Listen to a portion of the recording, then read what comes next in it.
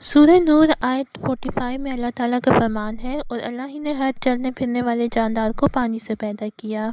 इसी तरह सूरह अंबिया आयत 30 में कहा गया है और तमाम जानदार चीज़ें हमने पानी से बनाई। इंसानी जिस्म में वज़न के लिहाज से 60 से 70% पानी पाया जाता है और अगर इसमें से सिर्फ 4% पानी भी कम हो जाए तो जिस्म पानी की कमी का शिकार हो जाता है, जिसे डिहाइड्रेशन कहते हैं। और अगर जिस्म में से 15% पानी निकल जाए तो ये इंसान के लिए मुहलिक साबित हो सकता है। एक इंसान खाने के बगैर तो 1 महीने तक जिंदा रह सकता है, मगर पानी के बगैर 3 दिन से ज़्यादा जिंदा नहीं रह सकता। इंसानी जिस्म के पानी पर इस हद तक इन्हिसार से हमें मालूम होता है कि हमारी ज़िंदगी की बका के लिए पानी किस हद तक ज़रूरी है। कुरानी आयत से हमें मालूम होता है कि पानी सिर्फ इंसानों के लिए नहीं बल्कि हर किस्म के जानदार के लिए ज़रूरी है और पानी के बगैर ज़िंदगी की इब्तदा और बका नामुमकिन है। आज हम ये डिस्कस करेंगे कि साइंस की इस बारे में क्या ऑब्जर्वेशन है और आखिर साइंसदान दूसरे सियारों पर सिर्फ पानी की तलाश में ही क्यों हैं। साइंसदान ये बात जान चुके हैं कि हर किस्म की ज़िंदगी के लिए पानी निहायत ज़रूरी है। पानी की अदम मौजूदगी में ज़िंदगी का होना नामुमकिन है। इसी वजह से साइंसदान दूसरे सियारों पर पानी की तलाश में हैं ताकि वो जान सकें कि क्या दूसरे सियारों पर ज़िंदगी मौजूद है भी या नहीं।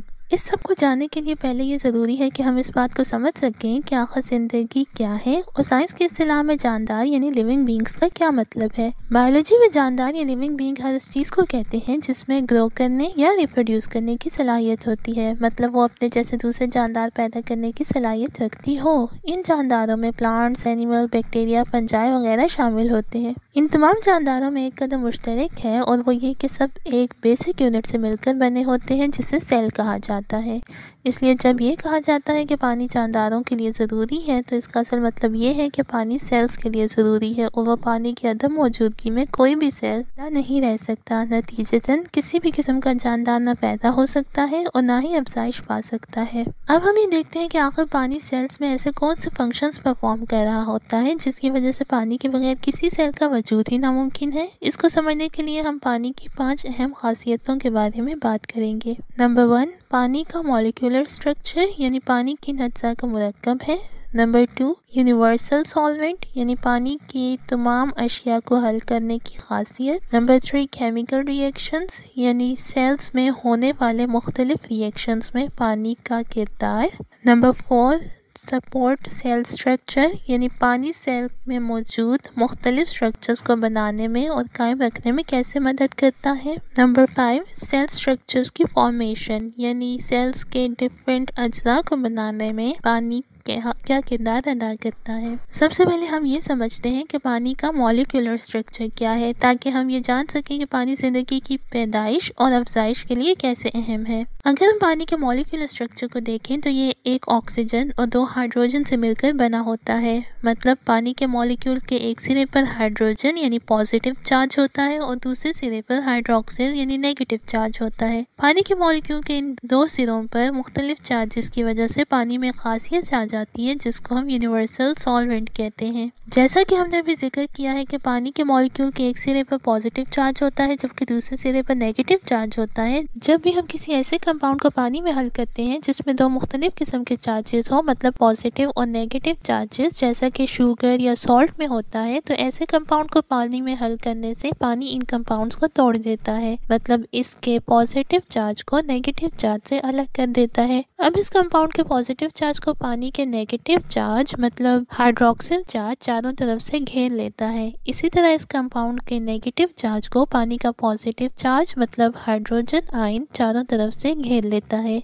इसी तरीके से पानी मुख्तलिफ अज्जा को हल करने के काम आता है और इसी तरह पानी मुख्तलिफ ज़रूरी अज्जा को और खुराक को अपने अंदर हल करके या इनका महलूल बनाकर किसी सेल या जानदार के मुख्तलिफ हिस्सों तक पहुंचाने में मदद करता है और जहां इन अज्जा की ज़रूरत होती है। पानी की एक और खासियत ये है कि किसी सेल में जितने भी केमिकल रिएक्शंस हो रहे होते हैं वो पानी के बगैर नामुमकिन है। जैसे कि प्लांट्स के सेल में ख़ास किस्म का रिएक्शन होता है जिसे फोटोसिंथेसिस कहते हैं, जिसमें प्लांट्स पानी और हवा में मौजूद कार्बन डाइऑक्साइड को इस्तेमाल करके शुगर और मुख्तलिफ किस्म की खुराक बनाते हैं, जो खुराक खुद उनको और बाकी जानदारों को एनर्जी फराहम करती है और ये रिएक्शन पानी के बगैर नामुमकिन है। इसी तरह कोई भी जानदार या सेल जो खुराक लेता है या खाता है, पानी उस खुराक को मुख्तलिफ केमिकल रिएक्शन के जरिए तोड़ता है और उससे एनर्जी खारिज करता है, जिस एनर्जी की मदद से वो सेल और जानदार मुख्तलिफ काम कर सकता है या मुख्तलिफ फंक्शन परफॉर्म कर सकता है। एक और अहम बात यह है कि पानी सिर्फ सेल को एनर्जी प्रोवाइड करने के काम नहीं आता, बल्कि इसका एक और अहम फंक्शन सपोर्ट सेल स्ट्रक्चर है। किसी भी सेल को अपने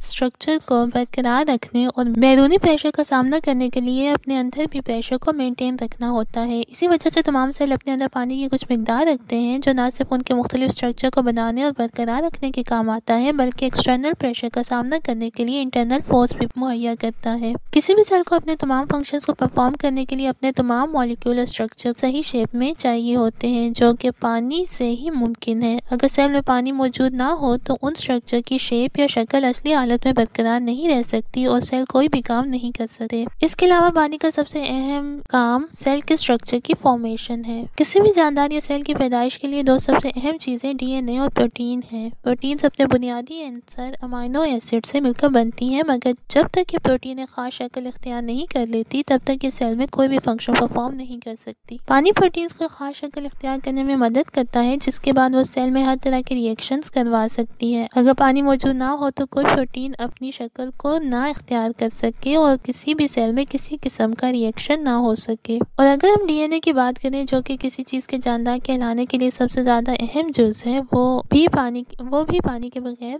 बिल्कुल नाकारा है। डीएनए किसी भी जानदार का एक ऐसा मॉलिक्यूल होता है जिसमें हर तरह के जीन्स या जेनेटिक इंफॉर्मेशन होती है। यही जेनेटिक इंफॉर्मेशन जब एक खास किस्म की प्रोटीन से मिलता है तो सेल को ये इंफॉर्मेशन देता है कि इस सेल में किस किस चीज को बनना है और इससे क्या क्या फंक्शंस परफॉर्म होने हैं। एक डीएनए के बगैर या इसमें मौजूद इंफॉर्मेशन को रीड किए बगैर एक सेल ना ही अपने स्ट्रक्चर बना सकता है और ना ही अपने जैसे नए सेल बना सकता है और ना ही कोई और फंक्शन परफॉर्म कर सकता है। और इस सब के लिए पानी निहायत ज़रूरी है। अगर पानी नहीं होगा तो डीएनए अपनी साख्त को बरकरार नहीं रख सकता, जिसकी वजह से वो प्रोटीन जो कि डीएनए में मौजूद इंफॉर्मेशन को रीड करती है वो इस इंफॉर्मेशन तक नहीं पहुंच सकेगी और कोई भी सेल ना बन सकेगा और ना बाकी रह सकेगा।